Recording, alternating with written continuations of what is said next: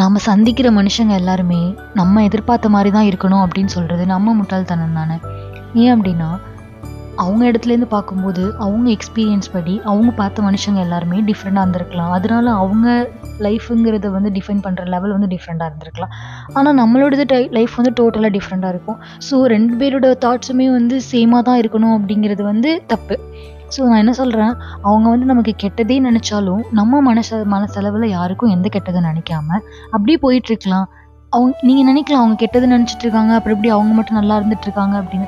கண்டிப்பா அவங்களுக்குன்னு ஒரு காலம் வரும்ல. நம்ம ஏன் அத நெனச்சு நம்ம டயத்த வேஸ்ட் பண்ணணும்? நமக்கு என்ன சரின்னு தோணுதோ, அத கரெக்ட்டா பண்ணிட்டு போயிட்டே இருந்தோம் அப்படின்னா, நமக்கு என்ன கிடைக்கணுங்கிறது அந்த ரிவார்ட்ஸ் கரெக்ட்டா கிடைக்கும். ஸோ அடுத்தவங்கள பத்தி கன்சிடர் பண்ணாம ஜாலியா இருங்க. அவங்க கர்மா வந்து அவங்களே பார்த்துக்கும். ஸோ அத நெனச்சு நம்ம வொரி பண்ண வேண்டிய ஒரு அவசியமும் கிடையாது. அவ்வளதான். Bye bye.